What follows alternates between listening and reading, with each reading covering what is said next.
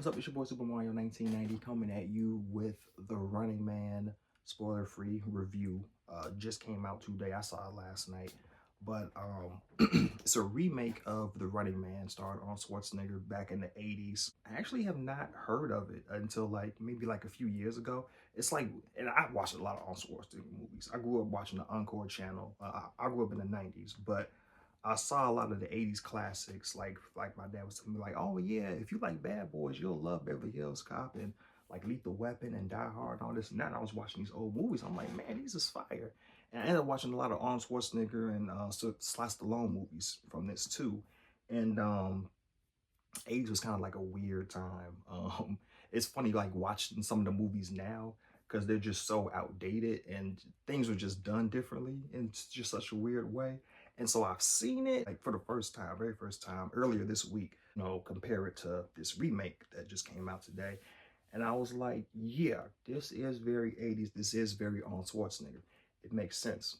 The funny thing about it was I was kind of reminded of the Hunger Games kind of. I was like, oh, this movie's kind of like the Hunger Games before the Hunger Games. I mean, the Hunger Games was way more sophisticated in how they went about things, but it was just kind of like the theme of this TV show, this spectacle that's about surviving or killing each other and like for ratings and just how they surround storylines around these people. I'm like, oh, I saw this with the Hunger Games.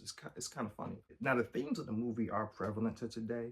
Um, the first one's more like kind of like a killing machine kind of movie. Now the approach is different with the main characters. Arnold Schwarzenegger's character was someone who went to prison for something that they didn't do. Escaped from prison, got found uh, when he escaped, and ended up being thrown into the Running Man, fighting for his freedom, basically. This other one, it's more so like this is a game that you can sign up for, the Running Man. There's a lot of game shows on this network that can make you money, but the Running Man is the most lucrative. It's also the most dangerous because you get killed, and typically everyone in the Running Man has been killed.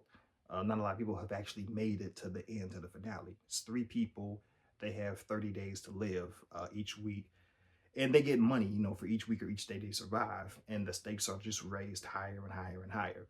So that's what the games are about. Now, the guy that we focus on, Ben Richards, played by Glenn Powell from Twister. I seen him in that one. So I don't know if he's like the new remake actor. It's kind of unfair to say because those are the only two movies I've seen him in. I have seen. I thought Twisters was actually all right. I didn't like the idea of them doing another version of it because I love the Bill Paxton version from the '90s so much better. I still like it better, but I'm like, it actually was decent. So when I saw him in this one, I was like, oh, he go with another remake. See what this one's gonna be. And he actually does really good in here. I mean, I'm not trying to like compare him to Arnold Schwarzenegger because how bad is it to be a better actor than Arnold? Arnold's just a whole different kind of beast. You just got a different set of expectations for him. It's gonna be an action movie, and he gonna bring the action. That's what he gonna do.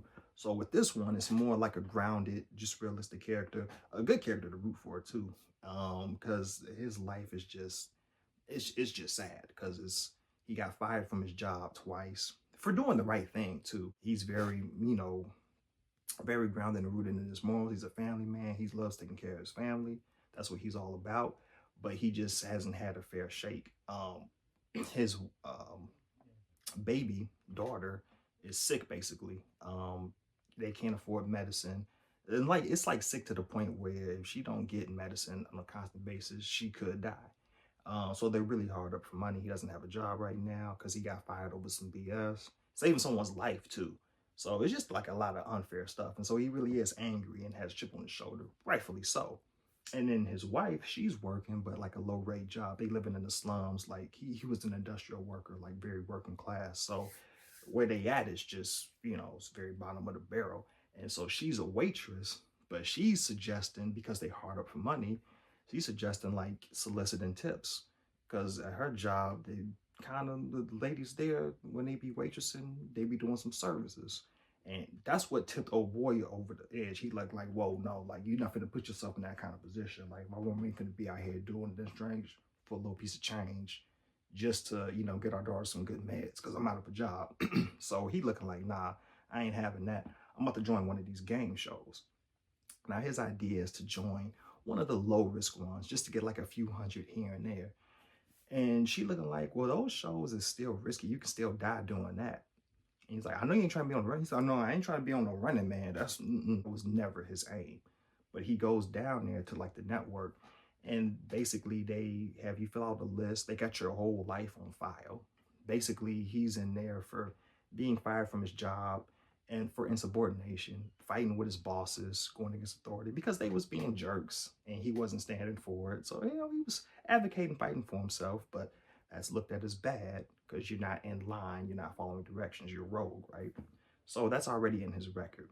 Then they have these series of tests. Some of it's like to test physicality and all this and that. Then others are just like psychological things. And he's a very angry person, rightfully so, because he's trying to provide for his family, but he's not catching a break. He's doing all the right things, but he's not getting rewarded for it, right? So he's very angry, got a chip on his shoulder, right? So these are all like basically getting noted in his file. And so when it reaches the network, people start reviewing, they looking like this dude is perfect for the running man. Because what they do is they build a brand around you. They build a profile around you. So his profile basically is angry dude, mad at the world. That's basically how they want to sell it. The main guy who's in charge of the show, the head runner for the running man, comes and speaks with him personally. And he's played by Josh Brolin, the guy who played Thor. So you already know he a villain. So he basically in his face looking like, yeah, man, like, we want you on the running man. He looking like, I ain't trying to do no running man. I was trying to like do like one of the low risk shows. They're like a few hundred here and there. And the dude was looking like, no, no, no. With the running man, if you survive this show, you can get $1 billion. You can set your family up for life. They already know his history and his background and everything. So I guess he looking like, I already know your daughter's sick. Your girl out there waitressing. She out here trying to do some things out there, trying to get some extra money. You can prevent all that. We can put you up in a nice penthouse, put you up like with a 1%, have your family set if you survive this show. And he's basically looking like, I don't tell this to people. I tell this to people all the time just to get them on the show, but for you, I really mean it. You got what it takes to actually survive the whole 30 days, win the $1 billion, and get the money, like all this money per week, all these perks, and we can send it towards your family, and they can be living good. We give them a new identity, keep them safe, keep your daughter medicated, as long as you stay survived on this show. So it's sounding more and more appealing to him. This is what he's trying to do in the first place. He's just trying to provide for his family, put him in a better position, take care of his daughter too, and just kind of move them out of where they at, right? So it's sounding more and more appealing. Now, when he gets up there and they start presenting the Running Man finalists, that's when things get crazy. They start building this crazy narrative around him. They make it look like he's abandoning his family. His daughter's sick. The baby mama out there whoring around. He don't care nothing about them. He leaving them for the running man. That's what they make it sound like. They made it sound like he had his job just fighting with people and just being a fool. And he looking like, well, that ain't even me. Y'all built this false narrative.